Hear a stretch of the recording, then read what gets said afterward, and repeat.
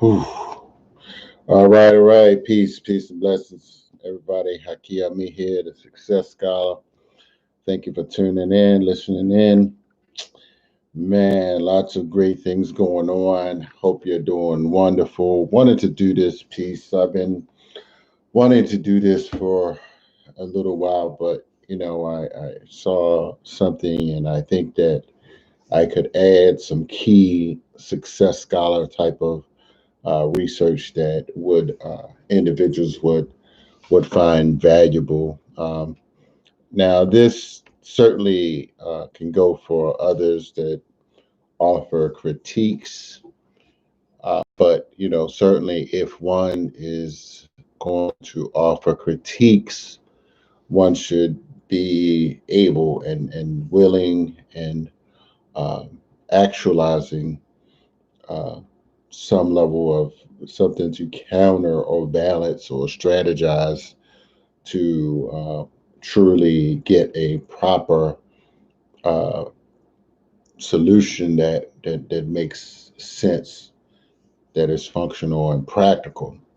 Now, what am I saying? Now, many times, Boyce Watkins, for instance, Dr. Boyce Watkins and Dr. Umar Johnson, they've given their views and opinions, and it can be quite confusing because I think on one level, I mean, and this can go for a lot of people. Unfortunately, many people make a living outside of the political system, outside of the political processes. So, honest as well. I'm sorry, as well as they're not necessarily engaged in communities, engage in organizing on a smaller scale level or a local level, uh, where they are attempting to get related practical issues pushed, although they should be. And let me just explain first and foremost from a wealth perspective. Several books, of course, The Black Label White Wealth, and then there's another one called Black Wealth, White Wealth. Now, Tone Talks and uh, uh, Yvette Carnell, they always are speaking about Shapiro. And I'm sorry, I can't recall the first name, but he was one of the co-authors with Black Wealth, White Wealth, and not to be confused with Dr. Claude Anderson's Black Label White Wealth. Now, I wanted to read something because people talk about a black agenda or what, for instance, a black elected official should be doing. Now, I'm no defender, of any black official, but I think it's wise for us to put everything under a reasonable context, and honestly, everyone you know has to do something for a living. Everyone in this society, generally speaking, unless they take a vow of poverty or they do not want to work a particular job in the system, they are generally, trying to make a living. Politicians, for instance, those that are elected, they are the same, unless they are, for instance, independently wealthy, and that's something that the black community has to realize. So Dr. Claude Anderson, he certainly shows the limitations in his book in terms of black politicians and black labor white wealth. He speaks about how from, I can't recall the years, but there was, I believe, the 1900s to 2000, 1970s to maybe 2000, where there was a significant increases in black elected officials, uh, as well. Yes, a massive increase, down 1,000% or something extravagant, but also, There was a high increase in incarceration, high increase in unemployment, and there was one other statistic, maybe just education, lack of education achievement. So, yeah, there wasn't exactly a correlation between the significant increases in some black elected officials. So, what we have to realize, first and foremost, we have to realize that many black people gave up their land substantially in the southern areas. And Dr. Pamela Jolly, speaks about that. You all have to read that. That's a scholar that went to University of Pennsylvania. I'm sorry, what's that school up in Pennsylvania? The business school, Wharton Business School, sister. The Narrow Road is her book. So she documents some things in terms of the historic black wealth in this society. People need to know her, but unfortunately, if you're not showing up at different places, you may not necessarily uh, meet these individuals. So with that, and I'm going to try to get to my point. I want to preface, the foundation of what I wanted to say, but I just asked a question. For instance, when take for instance Umar or Dr. Boyce is, saying, for instance, maybe we shouldn't vote, or pull our votes, hold our votes, or I don't know, join an independent black party. Let me just give some mature analysis, and not to say that theirs is immature. I just think that some people spent too long in these universities so that they're not able to focus their research and analysis on other people, serious black issues like myself has been able to do. Now, and this is for individuals who offer critiques of, say, Democrats or voting, or et cetera, et cetera. Well, honestly, I do respectfully, and Dr. Claude Anderson does a good job. He says that some elected officials are generally worthless. On black issues, I can't find anything to say anything otherwise. But the reality is that um, there are particular benefits that we have to understand. There are tools that can be utilized for our liberation. And several people speak about this. And for those that listen to Carl Nelson, who has a significant amount of very, very informed scholars on each and every day from 4 to 7 p.m. And unfortunately, many YouTube people are disconnected from that. But so you're not able to really dissect the level of diverse thinkers like Professor James Taylor at South San Francisco State University, or Zaki Baruti in St. Louis, who drops some significant knowledge. But Zaki Baruti, he theorizes that, for instance, a significant amount of jobs happen through public sector, and that can be utilized for some level of economic empowerment. And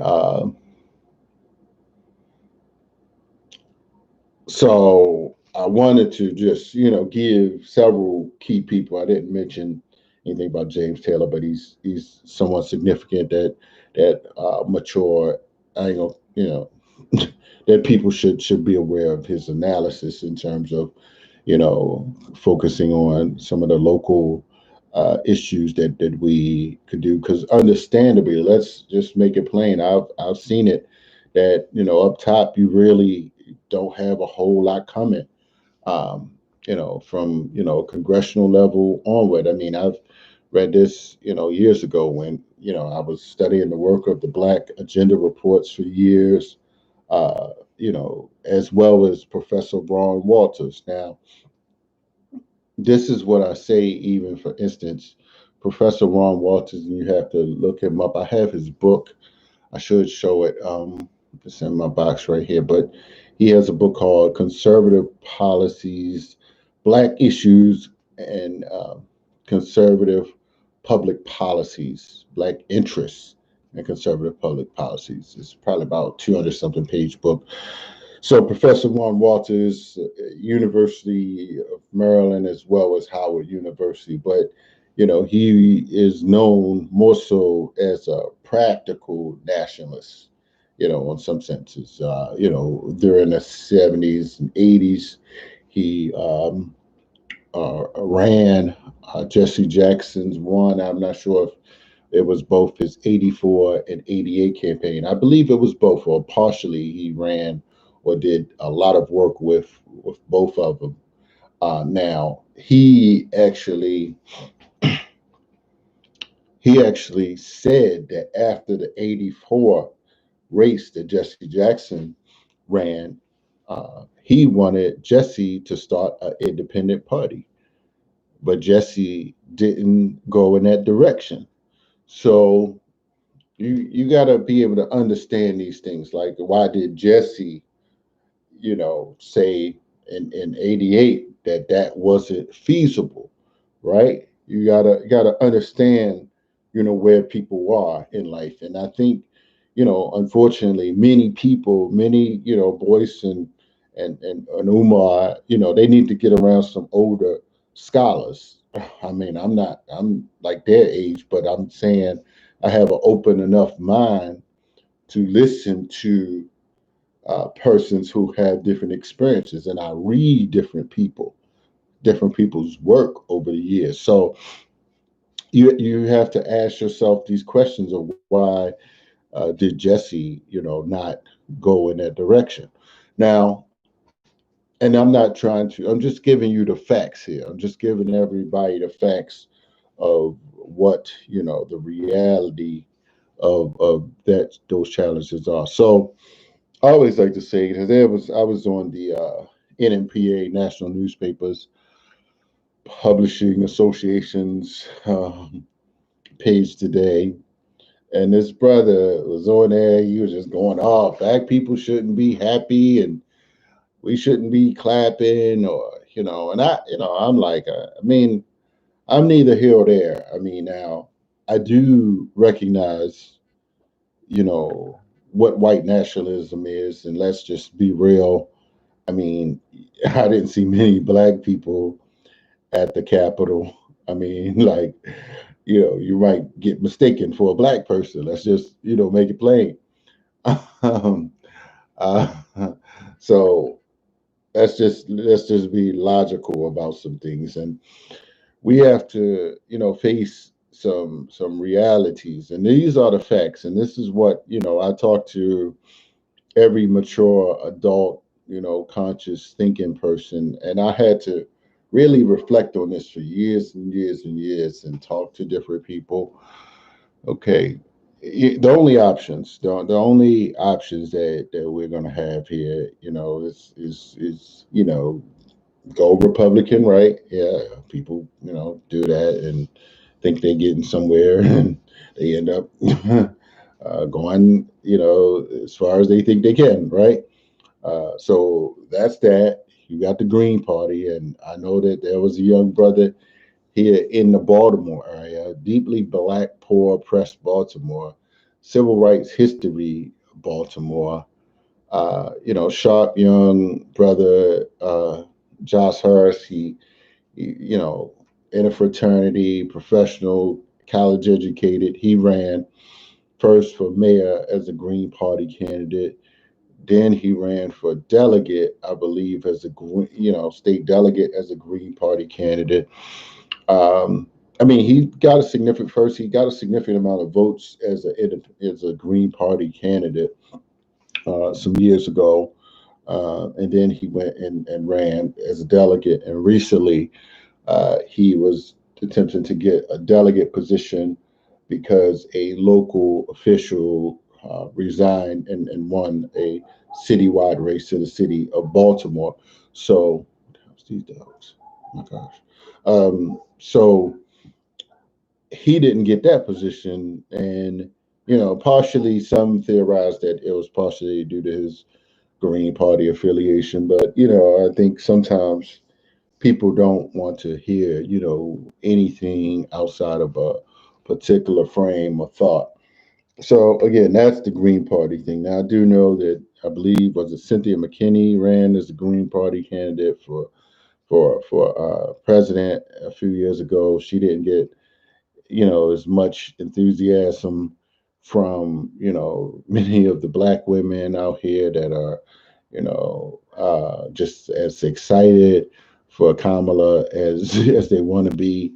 So I'm always interested in, was it like her black skin? Was it Cynthia McKinney is a black woman. She ran for president. uh so where was that enthusiasm, right? So it's not just the black women idea. It's some it's both a more so an addictive religious comfortability with the Democratic Party now.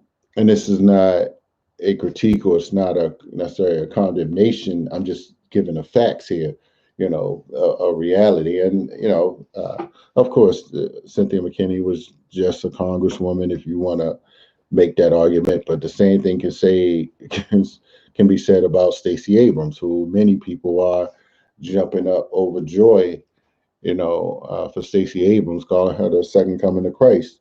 And not to suggest it, but she is counsel on foreign relations and some other stuff. Speaking of Stacey Abrams. Now, so I spoke about the Green Party. Next thing, this Black Independent Party. Now, I was aware several years ago. Now, this is there was a Clarence Mitchell the fourth here in Baltimore, as well as former Senator Larry Young, who was a senator. Um, and both of them ran. I'm sorry, they ran after each other. Each one was the successor, I believe, uh, in the 44th district where I currently live. Now, um, they had these ideas and theories that they were going to start a black independent party. I don't know what was going on at that time, but I recall them speaking on it several times that they wanted to have a independent black party, right? And it never got off the ground. So now Larry Young is on one radio station, black radio station, and C4 is on the white station, going the liberal, I'm sorry, the moderate black Democrat slash Republican route, and Larry is like, I don't know what he's doing. So, and these are people who were, elected, and they theoretically thought that they could create an independent black party. And if you cannot get a black elected Democrat that wanted to start a party, and I don't know if they got like the signatures, et cetera, of how many you actually need. But these people, they had the idea. Everybody, people know about it, that they tried to do it, but for whatever reason, it didn't manifest, even on a local level. And I believe affirmatively, I mean, now it can go either way. It can come from a top, from say a Jesse Jackson type person, or it can come from, a grassroots person, kind of getting those signatures out, um, and making it happen. Now, here's the thing: on the other end of that, some local folk here, they attempted to. I mean, for however long I've known them, have been trying to start this Ujima party here in Baltimore, and I don't even know if they ever even got a city council person like ready to run. So, the question is like functionality and practicality for anything, if it's even worth, I mean, a Green Party person couldn't get elected to mayor or even to delegate, and even like on the other side of town, no one was able to get, they weren't able to win a local. This was a white woman. She wasn't even, wait a minute, she wasn't white. I think she's Hispanic or something. Well, um, I was going to say same thing. I don't know what's, her ethnicity or, of her persuasion, if you will. But she was a Green Party candidate and teacher, did a lot of different things in that community. She was running up against a brother, but she didn't win. So, the reality is that, yes, again, the whole classification of Green Party uh, caused her challenges. So I just mentioned these facts of reality, and for smart people and people who are thinking, and I don't know if these people who are giving these ideas, even Yvette Carnell, Antonio Moores, they aren't really connecting these dots like I am. They don't have these experiences. Now, let's get to several other things. So you can go the Republican route. I know a dark skinned sister here some years ago. I mean, had like the former governor come, she ran as a Republican and she lost badly. She raised out. They didn't throw her no money. The Republican Party, they knew about her. We had a black lieutenant governor, Steele. They knew about sister Shamir. I can't remember her last name. She had long locks and she had a T spot, right? And she ran as a Republican, I guess. I don't know what her ideas is, but I don't see her nowhere now.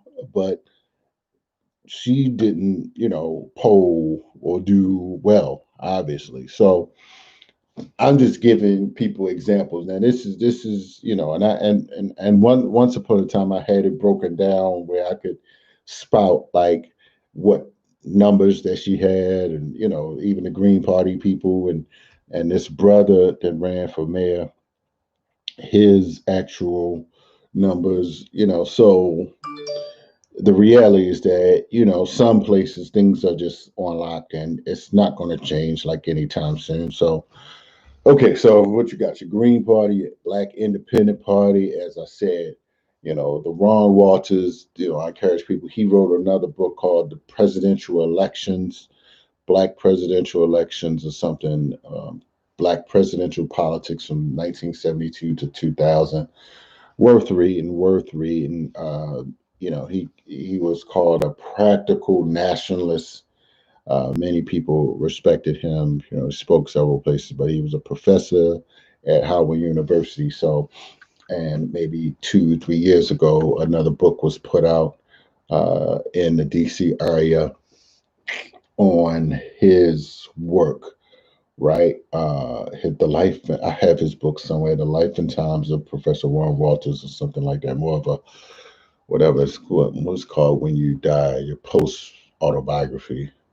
I don't know what it's called, but I can't recall. But so again, what we have: Green Party, Black Independent Party, um, not voting, or what they, holding your votes, as some would say. Now, I mean, that's like it's not like practical in a sense that I mean you can do it, but it's just like so what? Like nobody like really cares if you do or not. I mean, so why, for instance, I mean, you may hurt some people, some, others, but you also may hurt like some black people who may, I don't know, support your business. And not that, some black politicians, I don't know, or somebody that work for black politicians, and not that they spend a whole lot of money. Not that they would, not that they can keep your business in business, but they, can have some influence that if, for instance, you had something Maybe you needed a space, maybe you needed a recreation center, maybe you needed, access to a school or something that, you can partner with. Um, you know, you sometimes you have to think about the other assets, for instance, that are in a city or in a suburbs. What benefits can you gain from borrowed assets? You don't have to say you own something, but you can leverage that. I'll just give you this example. Some years ago, I used to have, some of the universities, at a location. I'll just say that I didn't pay, as much. So, and people got conscious, people got educated. Matter of fact, I had Dr. Francis Cress Welsing at one of these events, had 350 people present for that, so, I'm just saying, and not that, somebody necessarily helped me to do that, but, people didn't necessarily hinder me, right? Now, this is why I think, the options, some other options, either, and this could go for Tariq as well, either you get your ass out there and run for something, that's another option, right? Or you support people that are, or you draft somebody like you find somebody that in one of these races, and you say, look, you got a real chance of winning here, and let me sort of do everything that I can to help you, right? Now, that's the question. Like, outside of, not voting, going with a Green Party, starting an independent Black Party, or saying no votes, and I ain't voting for nobody. Like, okay, you still could either get your ass out and run yourself, or you could support somebody that that you train, you educate, right? So the question is, are any of these people actually uh, training, or have they gave one red cent to anybody, like locally anywhere? I mean, I know this young brother in, DC. I mean, long locks dudes, conscious young dude, used to do work with, the nation people in DC. Strong young man. He's sharp. Like, I mean, so, you got to create that level of independence, that level of consciousness to say, okay, look, if we get you in this first time, bam, I mean, it's a business. Like, so instead of you being beholden to, the powers that be, we need for you to start thinking, what can you do? Like, I mean, and is there really anything that you can actually do? I mean, and most, let's just be real, once you start getting up to being like a mayor, for instance, I mean, now there are some small little county and other locations that don't have a large population, for instance, but these big cities, have big money developers and big, financial interests that these lobbyists that donate, $6,000 to these people campaigns. So, these people, they feel like they living high on a hog, and they don't have to answer to the Black community. So let's just, just be, quite honest. This is not, again, a condemnation, or it's not, certainly a defense of these individuals and their unconsciousness towards and apathy towards our community, because some, they actually think that they think they doing the right thing. Let me just, they think they doing it. But, I know some young dudes here, they think they the most conscious things, since sliced bread, quoting few of Dr. Amos Wilson's, and just as slow thinking as they want to be. And I can't, I can't wake them up, because they got, a bunch of ignorant followers that haven't read any books about anything. Now, one key thing that I will say, if we talking about about wealth, or or real wealth, I mean, you got to look at certain people, and this is where I believe my unique research come into play, because don't think that just because I may not, I don't know, have $1 million, but you don't need $1 million to be influential. You don't need $1 million or to make $500,000 to have a level of power, a level of influence, a level of knowledge and confidence in your knowledge to be effective. Of course, different stages call for an increase in earning power if you want to do something. But I'll just give you, several examples of what I'm saying. Um, Dr. Kathy Hughes, Radio One. Many people don't know that, and I'm sure that it was on behalf of the Black Caucus in Maryland. Now, in the state of Maryland, the Black Caucus is like the second largest Black caucus out of all of them, right? Outside of Georgia. Georgia has the only largest Black caucus in the United States. Maryland has 58 members of the Black Caucus, so that's delegates and senators together.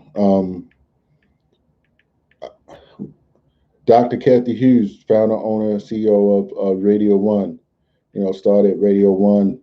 I don't know how many years ago, but she started it in D.C. And I'm looking for this article too.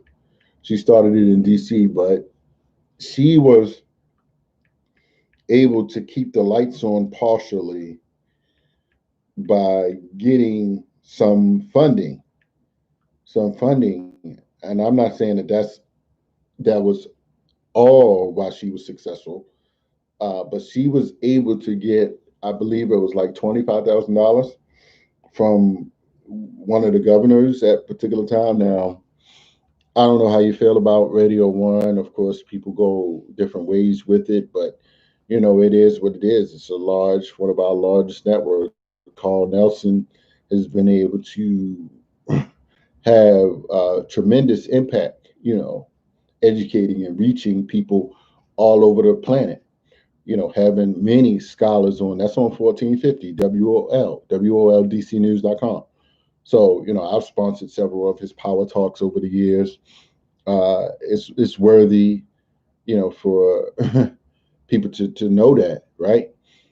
And to know that I'm going to say is because of the caucus pushing, to assist Kathy Hughes, that she was able to get that, right. And and people have been able to grow, from that. So if you don't know that history, you may not, think, for instance, that any Black elected official is doing anything. And I'm not, again, I'm not trying to protect anybody.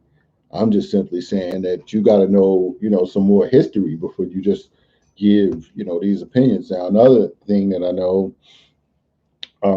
and this is, I read Bob Johnson's book, his BET book. I can't recall the exact name of it, but interestingly, this particular book, BET book, I think the author of that book, he was in one of Jason Black's documentaries. I believe maybe 7 a.m. Yeah, yeah. I can't recall. Pulley, I believe is his name. He's the author of the Bob Johnson, not the Otterdale, but the big BT. It's a purple book, and I read it some years ago. Now, many people may not know that Johnson made some maneuvers connected through the Black Caucus. So he was able, for instance, to build a multiple million, hundreds of $1 million operation. Of course, he lost half of it because his wife, but that's another story. But he was able to build that partially with the relationship, the leverage relationships that he got through the Black Caucus, right? So the Congressional Black Caucus. So I'm just saying that, for what it's worth, some people have been able to build massive scale operations through their government contracts and et cetera, et cetera. So, I'm going to simply say, for instance, that, you know, I would hope, certainly Boyce Watkins, when I mean, we have to look at these major black businesses. For instance, we have to look at, some years ago, Black Enterprise had the BE 100. I always wondered why I didn't see anybody saying like let's put together an IPO, or some small like stocks for black people to invest in these companies. They call it the S&P 100 or something. Call it the Black and P 100. S&P 500. I'm sorry, that's what I meant to say. But the Black and P 100, the Black and E 100 or something. So I say all that to say that I know this is going long. I didn't expect this to be this long, but I wanted to just give a broad analysis of this. And honestly, you can't speak.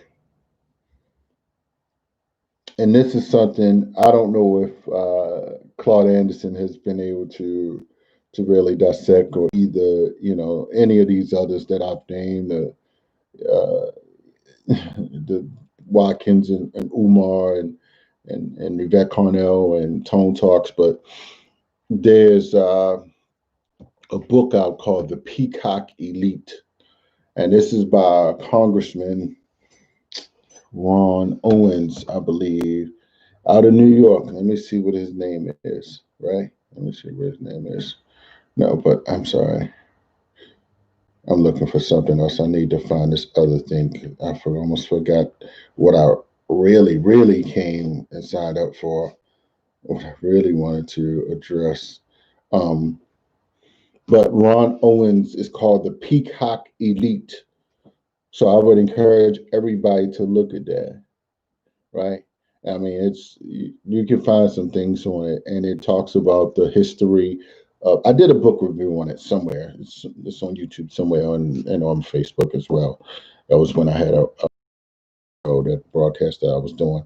Um, so one would have to read that insightful book, because he goes through a history of the caucus, and he does a definitive, concrete, what he calls a financial value of what the Congressional Black Caucus has done. And I don't think that there's not a book, well, there's not a more of a public documented research book that actually has done that. So you're listening to, I'm probably one of the only ones that's actually talking about the book. I mean, for real, because he pissed off some of his fellow black Congress people. So, outside of perhaps his family and some of the politicos in New York who may be aware of the book, I mean, in the DC area, I don't see many people actually even talking about it. So I post it every once in a while, but I don't see none of these YouTube people actually talking about it, because they don't have a think tank. They don't have a network of people. They just looking up something, and they're just talking themselves. They don't go anywhere. They don't have a large, diverse libraries and access to networks. So, in closing, I want to ask Boyce Watkins and Umar and these other people, for instance, and I don't want to put anybody on any categories, but but I'm just like, you have to find that balance, or you can just do your own thing, but don't like dwell on this. I mean, we shouldn't be dwelling on this if it's so like not, for us. For instance, I went to Tanzania last year, and we'll be going in 2021. Like, because I knew that it's possible what could happen if Trump were to win again. He would open the floodgates to people with these hillbilly trucks and Confederate flags, right? So I don't know what that means, like totally, but I'm not going to stick around and wait for these people, all right, to say, oh, I'm your friend, I'm really your friend. Like, okay, if you say so, all right, I'll let some of these others deal with that. So in closing, there's this Maryland House Speaker Adrian Jones says it's time to dismantle the racist policies that, by design, have created a country where the net worth of a typical white family is 10 times higher than that of a black family. The gap, she said, is just as wide as Maryland, one of the wealthiest states in the country. This is my state. Jones, the first black person to serve as presiding officer in Maryland this week, plans to unveil what she is calling a black agenda, one designed to attack systemic racial inequalities in housing, health, banking, government, and private corporations. In an interview last week, she said she hopes the package of bills in action will move Maryland toward a fairer, more just system. These are the Maryland Senate are also proposing a slew of recommendations aimed at racial equity, focusing on environmental, easing health disparities, and bridging wealth and economic gaps. Senate Pro Tem Melanie Griffith, who's the first Black woman to serve in that position, chaired a work group that developed the proposals, which include extending Medicare coverage, blah blah blah blah blah blah. Okay. For Jones, the creation of a Black agenda is the latest example of her trying to exert her power on issues dealing with race. Since assuming her role in 2019, Jones has pushed to settle a lawsuit between the states and its historically Black colleges and universities. So this was on Washington Post. Now I have to ask the question, and this is what I think what people need to know, and I'm sort of going off the top, but it's still what off the top of my head is like right and exact. So what people have to understand about these bills and things like that, like the reality that Black people are 12% of the 13% of the population in the United States, and that puts you in a disadvantage in many different areas. Although in the state of Maryland, for instance, 27.9, maybe 28 or 29%, maybe now. I'm not sure where directly we'll know in a year or so, exact percentage of the population for the state of Maryland. But when you have an who either he's senior or he's junior, he want to have a committee, a decent committee, a powerful committee, or so that's the goal. Once people actually get elected, is like, okay, what committee seats are you going to have? And then many of the things that people are trying to get done happens in these committees, and sometimes there are different politics within these committees. There's probably six committees, I believe. Judiciary. Oh man, what's some of these other committees? I don't have it like listed. Economic, Ways and Means, Taxation. A few different types of committees that people can sit on. Like I know what my senator did. She was with the Health, Education, and Welfare. She was she wasn't the committee chair. She was like the vice chair of that. So she just retired. So I learned a lot from her this particular time. She was a Jamaican woman. So, I learned a lot, over the past, I'd say, year and a half or 2 years.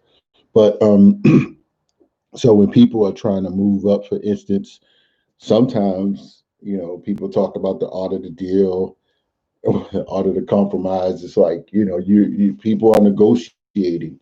Some people want A, B, or C. If they put A, B, or C in this bill, they have particular projects that their community may want. So people begin to compromise some of these things, or they simply may end up not getting nothing.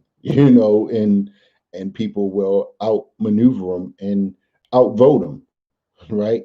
So people don't want to look like they aren't doing the best thing for first for their district, or they don't want to look like they are just an obstructionist, because sometimes when an individual is just like somebody that's just, I'm just going to say no to everything, like eventually everybody will simply isolate you and just say, we ain't gonna do nothing for that person. Now, the reality is that not everybody is gonna get up there and have and take a hard line, because eventually the whole 100 something members of the other people that you got to deal with, the white folks, like they gonna just be like, oh no, well, we don't need you, we got several other people. So you'll just be at the bottom of the list. You won't like move up in any per se committees. You'll just be on the bottom of somebody's subcommittee. Like you'll just be a member, right? So that's, and then outside of these committees, it got to go like to a floor, and sometimes it can go back to a committee before it actually come out again. And sometimes it can get killed on the floor, or they kill it like in committee. So you have to. So when people throwing out these comments, and it just took me a little bit more focused effort to really think about all these things, and educate myself and listen to people to actually get a good understanding of why people can't pass a particular bill. And I think Yvette Carnell should have some of these conversations, and y'all should send her this video. I didn't mean to like go this long. I didn't mean to like totally like put Umar out there and Dr. Boyce, but I just think sometimes people, they just talk rhetorically, and it sounds good rhetorically, but I don't think, for instance, they have those connections to really have these understanding. I think you know they see themselves as too big to really talk to different people, and and I'm just like, that's really ignorant. But I mean, and it's but when you have ignorant masses of people who, for instance, take what they saying at face value, and there's no one like myself, that has a major voice or whatever. I mean, in some spaces I do have a major voice, because I had to put in this work in some of these areas, so that I could have a voice. So I'm not out there just rah rah and like Boyce just talking about anything just on YouTube. Uh, but from a practical perspective, with the dozens of books that I've sold, to hundreds of people over the years, I'm just like, look, I mean, I know people, but will these people actually support them, or are they just gonna pretend like they working on something more valuable? And if you are working on more value, how can we, like Elijah Muhammad used to say, how can we join in with you? Like if you have something better to offer, like don't necessarily talk about this unless you want to, break down the whole story, or build a platform for other people to come in, or and have these panel discussions, right? So that I can share, some of, my, these insights that I've been sharing, so that, people won't, be repeating it, talking about, yeah, don't vote, or we need to build our own party, and I know some people that's been trying to build their own party, and they still trying, and they ain't gonna get nowhere, and I ain't going nowhere with them because it's a waste of time. you know Even after you get one person on a seat, that he gonna be isolated, like just like the Green Party person that didn't win this seat, and she was like Hispanic and did all this work and raised a bunch of money. These Negroes can't not even ain't not gonna be able to raise like close to the money that she was able to raise. So I'm just saying, that people are talking and they don't necessarily have a good foundational analysis um, to back up exactly what they're saying. So, I'm about to be out, man. Let me get some rest here. Hakiyami, the Success Scholar, HAKIAMMI. Check me out, Success Scholar One on Twitter. Definitely follow me. Success Scholar on Instagram. I'm not on either of those that much, but I haven't done a YouTube video in a long time. So it's the inauguration day. So I was like, let me just kind of put all this in here because people getting hyped all posting stuff, and I'm just like, man, I can't even. I don't want to like bust their bubble, like, but you got people getting into fights and stuff. I mean, and I'm just like, it's not that serious. It's not that serious. Let's not, fall out, over, what Biden or Trump or whatever, or Biden ain't gonna do nothing for y'all. Y'all stupid. Like, I'm just like I've told this guy, I'm not impressed either way. I didn't post anything. I did my thing today. Uh, but suffice to say, the reality is that some people are more violent. Some people are more assertive in their, white supremacy, right? So we have to understand the dynamics of people and their personalities, and we have to be aware of all of these things, all of the forces that actually stop black life, that diminishes black life, that creates poverty and frustration for black life. And honestly, I think the bigger picture is our own ignorance about many of these things. We're trying to compete, with white people. We're trying to imitate, Caucasians and their, lifestyle, and we don't have the wealth to do it, and it creates a level of stress because people are uneducated about the wealth disparities within this society, and it can create some stress because you want to do everything you see Peter and Joy do, you know. So I'm just simply saying, let's get some knowledge of self. Let's study, some of our best teachers. Definitely join us, Tanzania 2021, no October. So definitely consider joining us. Holler at the Success Scholar, share, like, subscribe, comment, and I want to get better at YouTubes and other things as well. So stay connected. I'm looking for advisors that's down to holler and make this a success. All right, peace and blessings.